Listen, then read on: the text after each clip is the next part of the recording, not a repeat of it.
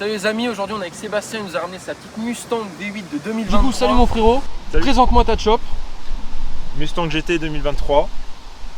Remplacement du pare-choc, parce que beaucoup plus agressif, pare-choc Shelby GT 500. D'accord, donc du coup, il a Avec changé le pare-choc les amis. Ouais, discrétion au niveau du Shelby, parce qu'on n'est pas non plus sur une vraie Shelby. Voilà, et on peut voir quand même que ça lui donne, je sais pas si une vraie petite bouille bien agressive. Alors après, qu'est-ce que tu nous as fait comme modification là-dessus? Modification légère, la voiture elle est encore sous garantie, donc c'est esthétique purement, sticker Michelin sur les flancs. Ok. Changement du badge qui était chromé passé en noir. Ok. Peinture Au niveau de la garantie, ils ne prennent pas trop la tête pour le pare-choc justement? Non, justement, okay. Ça reste esthétique et ça touche aucun organe, donc okay, on peut changer le pare-choc sans problème.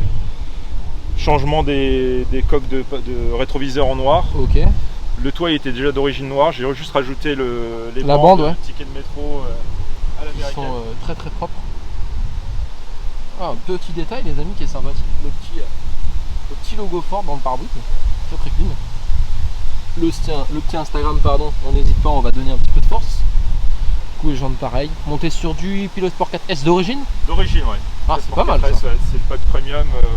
Sur tout ce qui est Mustang européenne, c'est le pack premium, c'est Brembo, 6 pistons à l'avant. Ok, de toute façon comme on a pu le voir les amis, on va remontrer un petit peu les petits freins Brembo. Donc ça freine bien quand même? Ouais, il faut les freiner les 2 tonnes. Ouais, 2 tonnes quand même. Ouais. À l'arrière, peu de modifications, les catadioptres orange dégueulasse avec un... Passé en noir, ouais, tu m'étonnes, ça c'est primordial. Ligne d'origine? Ligne d'origine pour le moment, il y aura la modification en edge pipe pour que ça ressonne encore plus viril. Tu m'étonnes, voilà. Ça c'est obligatoire. Ok, très très propre. Les bandes, tu les as posées où mon ami? From scratch dans le 76. Ok. Instagram. Petite dédicace à eux. Je mettrai leur Instagram en bas si j'y pense. Du coup, on va passer à l'intérieur. Hein. C'est parti. Alors, ils nous ont mis du cuir un petit peu partout, c'est bien, parce qu'on sait que Ford, ils avaient beaucoup de problèmes au niveau des intérieurs de portes. Qu'est-ce que c'est ça, mon jeune ami? Aération pour... Ok, oh, c'est pas bête. Au niveau de la sono, t'es sur t'as un pack son ou pas du tout? Ouais, Bang & Olufsen. Ok, ouais, donc niveau son, je pense que tu dois être très très bien.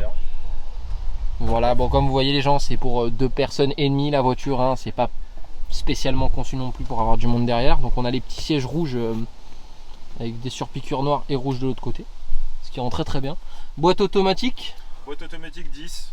Boîte 10 du coup. Est-ce que tu la trouves un peu moins sportive du fait de la boîte 10 ou pas du tout? Non, la nouvelle boîte 10 elle est quand même super sport. Ouais. Donc tu as différents modes de conduite, circuit et sport plus, et elle est réactive quand tu montes dans les tours. Voilà, okay. C'est ultra active. Ça reste un atmo façon de ouais, manière. Je vais passer du côté conducteur qu'on voit un petit peu mieux. Donc comme vous pouvez voir les amis, première Mustang sur la chaîne. On en a une deuxième qui va suivre juste là-bas. Vous verrez dans la prochaine vidéo. Alors, on a bien entendu, je n'ai plus le nom, les bas de porte, siglé Mustang. Le magnifique volant avec le petit rappel rouge. Le rappel rouge, il est de toi? C'est un essai pour voir, mais je pense que je ferai le volant. Ouais, le volant par la suite. Donc bien entendu, tout est en digital, bien entendu les amis. Et ils ont bien travaillé, je trouve, sur les intérieurs, parce que je sais que les anciennes Mustang c'était beaucoup plastique. Là, ils ont quand même mis un petit peu de cuir un petit peu partout. C'est très très propre. Je te laisse m'ouvrir le capot, mon frérot. Ah, comme vous pouvez le voir, les amis, vraiment. Hein. Et elle a une vraie petite bouille. Hein. Le petit anneau également pour le circuit. Obligatoire. Alors, qu'est-ce qu'il y a là-dessus, mon cher ami? 5 litres V8 atmosphérique, 450 chevaux, 550 Nm à 7000 tours minute. De quoi s'amuser. Exactement. Tout d'origine pour le moment parce que malheureusement, garantie forte 5 ans vu qu'elle est neuve, je perds la garantie si je modifie des choses au niveau admission et moteur. Donc, on va pas toucher tout de suite. Voilà. Mais il y aura le projet de mettre du admission d'air rush pour gagner 30 chevaux. Je pense que déjà ça marche déjà très bien. Ça marche bien. Alors j'ai modifié, c'est un filtre à air qui filtre un peu mieux le... Ouais, filtre à air sport. Ouais, exactement, KN. C'est la seule modification en intérieur qui est autorisée. C'est déjà sympathique. Et du coup Coyote, hein, toujours. Coyote, caché malheureusement avec leur nouveau cache plastique, mais on voit les 8 pistons. Mais bon, de toute façon, donc du coup les modifications vont attendre 5 ans? Peut-être pas. Peut-être pas. Je suis en négociation avec le garage. Pour l'instant, je pense qu'il va beaucoup se baser sur l'esthétique. Comme vous pouvez le voir, il y a déjà un pack avant Shelby qui est déjà magnifique.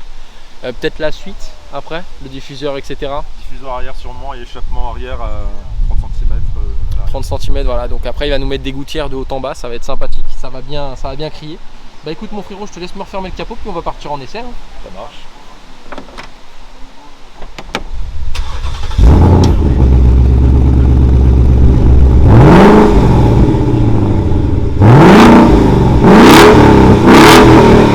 Les amis, de retour, on est à l'intérieur de la voiture, on est parti en essai avec le frérot.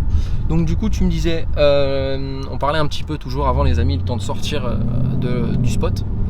En termes de consommation, du coup tu es entre 15 litres en roulant normalement. Ouais, plutôt 15, et comme on roule rarement normalement avec les Atmos, c'est plutôt aux alentours des 20, 25 et 30 quand on commence à appuyer fort. De toute manière, c'est un V8, faut bien qu'il boive. Hein. La pompe front, on va aller à gauche. Et du coup aujourd'hui, quel âge as-tu pour avoir une voiture aussi magnifique? Ah là, c'est toujours un problème. J'ai 42 ans et ça me fait mal au cul de le dire. Mais tu ne les fais pas, je te rassure. Tu ne les fais clairement pas. 42 malheureusement, 42. Ton fil est un rêve de gosse, donc voilà, accompli. Enfin accompli. Ouais. Et donc du coup aujourd'hui tu me disais, ça fait 6 mois que tu as la voiture? 6 mois, ouais 6 mois que j'ai le plaisir de rouler avec la Mustang. L'apprivoiser parce que c'est pas forcément évident au début. Ouais, c'est ça. T'as déjà fait quelques petites peurs ou pas? Ouais, j'ai fait. Disons que j'ai mis du temps à mettre le mode circuit en route, quoi. Ouais. Parce que du coup, qu'est-ce qui fait le circuit désactive ton ABS et l'ESP? Ouais, voilà, c'est ça. Alors pas totalement. Il te laisse plus de latitude en fait. Et au final, il est pas si énervé que ça le mode circuit parce qu'il te permet vraiment de faire du circuit et de pas faire d'à-coup au niveau des passages de vitesse. Donc dans les courbes, ça change de vitesse sans à-coup de passage de vitesse pour garder du grip, donc faut le savoir, mais par contre c'est beaucoup plus joueur. Ouais, c'est sûr. Bah, ça reste quand même de base façon de voiture joueur. Ouais. Faut dire ce qui est. Et donc du coup les amis, c'est pour ça qu'il disait tout à l'heure, on parlait de garantie, parce que du fait que la voiture est neuve, hein, parce qu'il l'a acheté neuve, il a 5 ans de garantie, donc c'est clairement pas négociable hein, sur une voiture comme ça, 5 ans de garantie. Et justement, acheter, parlons prix un petit peu, combien est-ce que tu as réussi à nous dégoter ça? Prix neuf, clé en main, 56 000 € le véhicule. À gauche. Avec 56 000 €. 56 000, donc le V8. Alors c'est une version européenne, hein, donc, parce que la Mustang V8 5 litres est commercialisée en Europe. Et les versions européennes, il n'y a qu'un seul degré de finition, c'est le pack premium avec les suspensions. Mania Ride. Ouais, Mania Ride. Alors c'est une option, mais tu as une suspension, des anti-roulis en fait, qui sont personnalisées. Et les Brembo 6 pistons et les chaussées en 19 avec les Pilot Cup Sport, les Sport 4S pour les Michelin. Donc ce qui fait qu'on soit avec le pack, du coup tu as bon pneu, bon frein. C'est ça. Et tu as la sono aussi qui va avec, ou est-ce que tu as exact. Dans le pack premium, tu as les sièges ventilés. Bien optionnés, voilà. Ouais, exactement. Là après on va aller tout droit. Ouais, donc en plus de ça, du coup les amis, on part.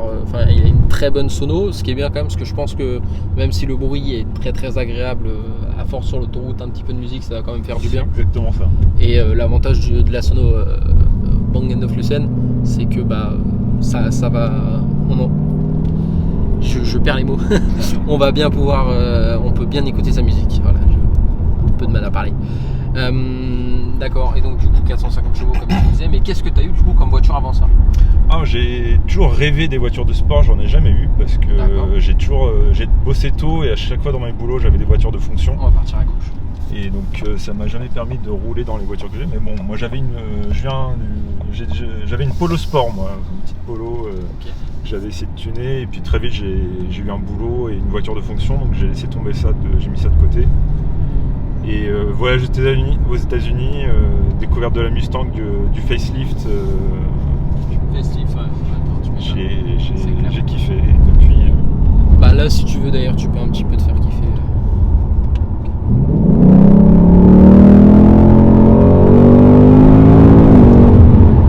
Malgré que ce soit en Atmos, ça marche très très bien. Ça marche très très bien. Tu as différents modes de conduite. Ouais.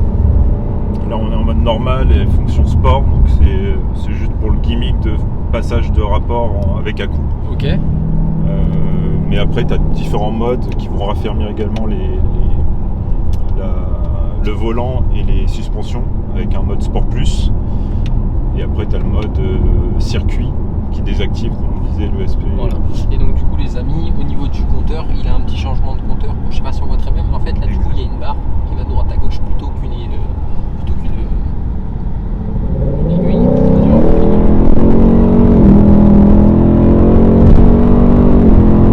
Ouais, ça bouge pas quand même. Oh, ça tient. Ouais, moi j'avais entendu comme quoi est-ce que les Mustangs c'était des savonnettes. Non, ça bouge pas. Franchement, un petit virage à la limitation de vitesse, ça bouge pas. Là après on va partir à droite du coup. Donc, du coup les amis, hein, comme d'habitude on reste toujours dans la limitation de vitesse. Hein. Grosse accélération ne veut pas dire grosse vitesse.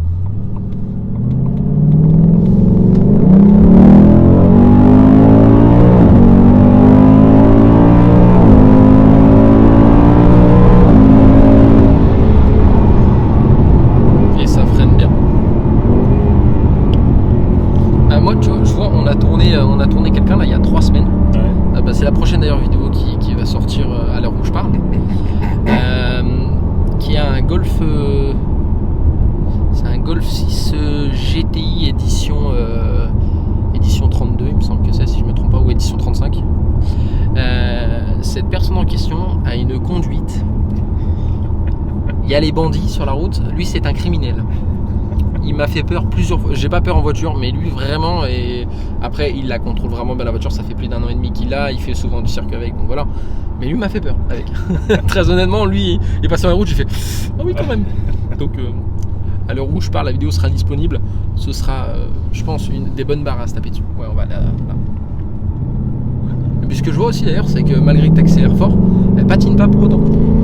Ouais, parce que je joue avec peu de course au niveau de l'accélérateur, mais quand tu appuies en sortie de virage, surtout en mode circuit, tu as l'arrière qui part, mais qui part incontrôlable. Donc ça, c'est agréable, ça permet de jouer quand même. Voilà, elle va pas te mettre des coups de raquette. Exactement. Ah, c'est l'avantage de l'Atmo, c'est que voilà, tu peux vraiment jouer sur la plage et éviter le coup de raquette. Et du coup là on va rentrer dans un petit débat avant de continuer tes voitures. Si demain du coup tu viens la modifier, compresseur ou turbo? Je pense que ni l'un ni l'autre. Peut-être compresseur. Bah, si tu devais en mettre un des deux, ce serait. Ouais, si je dois choisir, ouais, compresseur. Mais turbo, le coup d'avoir l'à-coup. Ouais, c'est ça. Voilà, puis c'est moins américain. C'est exactement. T'as pas. Non, franchement, compresseur peut-être, compresseur. J'ai eu l'occasion de tester une vraie GT500 de 2020. Ouais. C'est quelque chose. Ouais, t'as 760 chevaux. Ouais, c'est ça. Je m'attendais pas à me prendre une claque autant. Je savais que ça allait être violent, ouais. mais aussi fort, je savais pas. Bah, c'est surtout moi, tu vois, parce que je l'ai conduit aussi. Je sais pas toi, moi j'ai eu la chance de la conduire au circuit de Montlhéry. Ouais, pareil. Ce qui est incroyable, c'est que la voiture ne bouge pas. Elle vire à plat. La sonorité est en économie alors qu'elle est monstrueuse. En fait, la sonorité, si vous voulez, les gens dans le circuit de Montlhéry, on a, comme tous les circuits, ils sont limités à un certain nombre de décibels. La voiture est en sport, elle était en sport plus, donc juste avant le circuit. Donc vous avez tout, hein, vous avez toute la puissance qu'il faut. Mais la sonorité du coup était restée en économie parce que si jamais on la met au maximum, ils se font virer du circuit tellement est-ce que la voiture est bruyante. C'est ça qui est incroyable. Et pourtant, en économie, vous faites 300 mètres, la personne qui est au début des 300 mètres vous entend encore. C'est ça qui est fou. J'essaierai de, si je peux, de mettre un petit passage que vous puissiez voir un petit peu la dinguerie que c'est. Mais non, c'est vraiment. Wow. C'est un ton au-dessus au niveau de la sonorité. Voilà, puis le châssis, ça vire à plat. C'est confortable. Ouais. C'est avec les sièges Recaro là. Oh là, il y a des gros boudins, il y a 305 à l'arrière. C'est des gros pneus. 315 à l'arrière. La orange. Ouais. C'est un joli cadeau ça aussi, mon frère. C'est une très très belle expérience. 760 chevaux, très honnêtement, c'était sympathique. Et donc du coup, on continue. Tu avais une petite Polo pour revenir sur les voitures. Ouais, petite Polo et après des voitures de fonction, voiture de fonction d'entreprise. Du coup, ta vraie voiture vraiment plaisir, c'est vraiment celle-là. C'est celle-là au quotidien. Donc, au quotidien, non, au week-end uniquement, parce que c'est vraiment le côté plaisir de la sortir et de pouvoir rouler. Et puis j'ai un pote, qui s'est pris une 997 dernièrement. Pas le même délire, 4S, super sympa. Et on commence les virer sur les circuits, prochain circuit, l'Ursi-Lévy. Ouais. Qui est pas spécialement très technique, mais au moins c'est sympa pour découvrir le véhicule et voir les limites. Et comme ça, quand tu te sors, t'es dans le gazon. Voilà, c'est ça. Et puis il vaut mieux faire ça que. Après, moi je sais que les Mustangs, souvent quand elles sont habituées à commencer à faire pas mal de circuits, c'est la tringlerie qui prend en cher. Mais bon, après ça, c'est en vérité, de toute manière, le circuit, c'est vraiment aujourd'hui, on peut vraiment le considérer comme un sport et c'est un coût. Ça reste un coût. Parce que la voiture, elle est à son maximum 80% du temps sur le circuit. Les freins, les pneus, toute la tringlerie, etc. Le moteur, enfin tout prend cher. Donc voilà, le circuit, c'est vraiment. Et pour autant, on n'a pas besoin d'avoir un missile pour aller sur le circuit. Non, pour prendre plaisir. Hein, c'est ça qui est beau. C'est qu'aujourd'hui, avec une petite voiture qui tient un minimum le pavé, on peut aller s'amuser sur le circuit. Puis ça permet aussi d'exploiter un peu la bagnole, parce que c'est vrai que bon, sur route fermée en France, on fait attention. Ouais, c'est ça. Donc, non, et puis c'est vrai qu'aujourd'hui, quand même, pour pouvoir, entre guillemets, vraiment s'amuser avec la voiture, il faut connaître les routes, etc. C'est sûr. Et du coup, j'allais te demander ta voiture de rêve, mais du coup, je pense que tu l'as.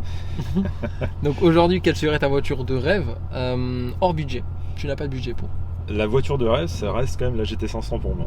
Ouais, la dernière, la dernière GT500. J'attends de voir ce qu'ils vont faire avec la mouture 2024, avec le nouveau design des Mustangs, parce que a priori, la GT500 n'est pas morte, de ce que disait le CEO Ford. Donc, ils ont présenté la Dark Horse, qui est franchement pas mal, mais j'ai du mal avec ce nouveau facelift. Moi, c'est l'arrière que j'aime pas trop. L'arrière trop ciselé comme ça. L'arrière, je le trouve vraiment trop inspiré du maquis. Exact. Ouais, et voilà. Bon, après, personnellement, j'ai eu la chance déjà, travaillant là-bas, de tester le maquis à sa pleine puissance, c'est-à-dire en GT 4 roues motrices. Ouais. C'est impressionnant. C'est marrant à conduire, c'est impressionnant, etc. Et ils ont fait une option sonorité V8. Bon, par contre, celle-là, elle est totalement décevante. Hein, c'est vraiment une honte. On a vraiment plus l'impression d'avoir un caillou dans le pneu plus qu'autre chose. Donc, c'est vraiment pas cool. On peut dire clairement le mot. Alors qu'ils auraient vraiment pu faire une belle dinguerie. Va aller à droite, mon frère. Alors qu'ils auraient vraiment pu faire quelque chose de joli.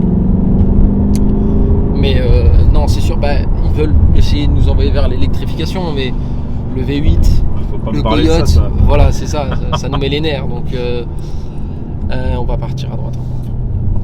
Donc forcément, voilà. Mais donc du coup, ce serait une Shelby, une basique ou une préparée? Oh, déjà une basique. Ouais. Franchement, quand je regarde dans le détail, avant que je devienne suffisamment pilote pour la mettre dans les retranchements, la GT500, je pense que j'aurai le temps. Donc vraiment l'objectif, ça va être ça. Je suis en train de regarder déjà pour essayer de voir faire venir une des États-Unis. Ouais. Et bon. Après, par exemple, du coup, c'est le double de ton budget pour la Mustang actuelle. Ouais, c'est ça qui va pouvoir peut-être même le triple. Le triple, ouais, on est à 150. Voilà.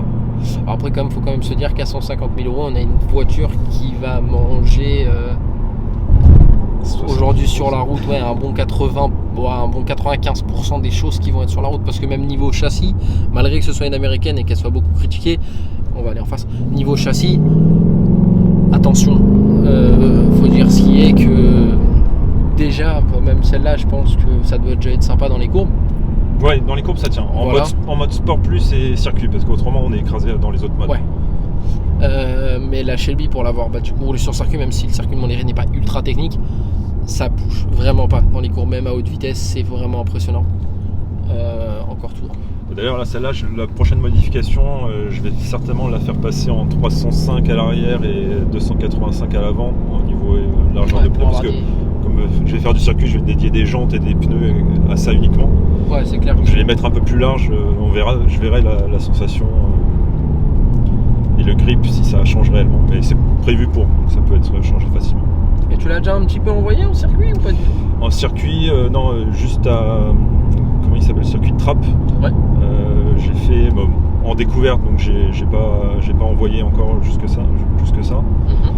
Et non, là où je vais vraiment la tester pour de vrai, ça va être sur le circuit de Lurcy-Lévis, là, pour le coup. Ouais. Là, on y va avec un pote, avec donc justement avec sa 997 4S et un pote qui s'est pris une petite RS3 aussi. Là, donc bon, complètement éclectique, mais fun c'est ça, assuré, complètement éclectique. Mais de toute manière, les amis, la Porsche, c'est prévu pour nous de la filmer un de ces quatre.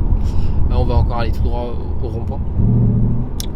Mais non, en tout cas, magnifique voiture, hein, les amis, il faut quand même dire ce qu'il y a. Vous voyez, Apple CarPlay, etc. On est vraiment dans un bel intérieur. La petite plaque toujours Mustang, très très propre. Faut dire ce qu'il y a. C'est une très très belle voiture, elle est clairement réussie, il n'y a rien à dire là-dessus. Il me semble que même je t'ai posé toutes les questions que je voulais. On a fait la voiture, on a fait tes prochaines voitures de rêve. Ah oui, et du coup, dernière question, si tu devais lui trouver 3 points négatifs et 3 points positifs.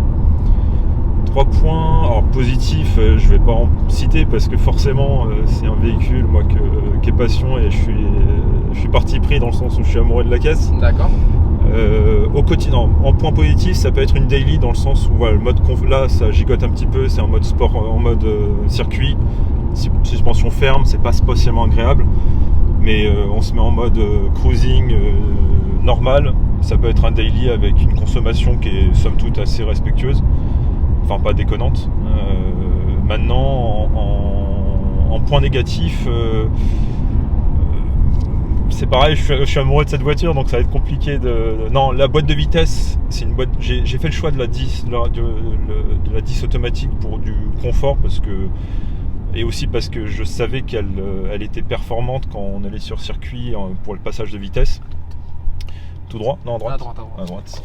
Mais malheureusement, cette boîte de vitesse 10 rapports, elle est palette au volant. Elle est réactive passé les 4-5 000 tours minute. En dessous, on appuie à 15h15, à 15h30, elle est encore en train de changer. Donc voilà, c'est vraiment fait pour jouer au-dessus des 4-5 000 tours minute. Et ça, je l'ai découvert après coup. Et le seul point négatif aussi, quand on a une Mustang, c'est la faire monter dans les tours. Et quand on est en automatique, comme c'est pas une double clutch, je peux pas, à moins de mettre en point mort en plein pour faire un peu monter dans les tours, c'est la seule solution. Donc bon, c'est on va dire les 2 points. Points négatifs. Les 2 points embêtants que je vis au quotidien. Voilà, quand je vois quelqu'un qui me fait un signe, qui veut que je la monte dans les tours, à part aller vite, c'est la seule chose que je peux faire. Ou me mettre en point mort, en point neutre et la faire hurler, mais c'est pas un truc qu'on doit faire sur une auto. Voilà, et on va aller à gauche. Là. Donc voilà, on va dire que c'est ces 2 points négatifs. Ouais, je vois. Ouais, c'est sûr que voilà. Après, je dirais c'est peut-être l'avantage de la boîte manuelle d'à côté, c'est quoi? Tu te remets au point mort, t'accélères un petit peu, tu te remets dans ta vitesse avec l'embrayage, c'est fini. Enfin, ou même juste, tu t'appuies juste sur ton embrayage, t'accélères un petit peu plus, c'est fini. Après, elle fait le talon pointe en mode automatique quand on est sur circuit également, en mode sport. Elle fait le talon pointe avec quand on rétrograde. Ouais, elle garde quand même le haut régime jauge de puissance. Exactement. Ok. Donc ça reste. C'est assez complet hein, sur modèle 2023. J'étais assez surpris de la prise en main, de la réactivité de la boîte quand on tire dessus. Mais c'est une voiture faite pour monter dans les tours, donc. C'est ça. Ce sera un bon hybride entre guillemets entre quelqu'un qui va aller de temps en temps faire du circuit et quelqu'un qui veut aller le dimanche rouler tranquillement en balade. Exactement, dans une allure qui est. Dans une belle gueule, clairement. Disons les termes. Américaine, comme on en voit finalement pas tant que ça au final, quoi.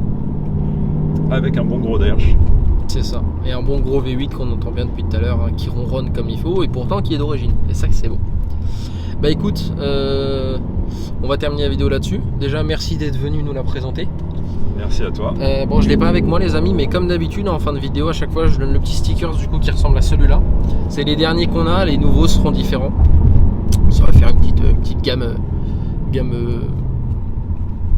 courte entre guillemets, gamme collector on va dire. Donc merci à toi d'être venu nous présenter ton magnifique bébé.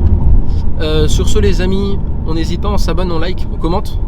Abonnez-vous surtout parce que je vois beaucoup de personnes qui regardent la vidéo mais très peu qui s'abonnent. On va continuer tout droit. Pas bien. Donc voilà, abonnez-vous, ça nous donne beaucoup de force. Et pour toutes les personnes qui aimeraient participer aux vidéos, venir tourner leur voiture, etc., vous me contactez en Instagram, il sera juste après la fin de la vidéo. Vous aurez tous nos réseaux sociaux, le mien, le sien, tout ce qu'il vous faut. Donc voilà, bonne journée à vous les amis, à la prochaine.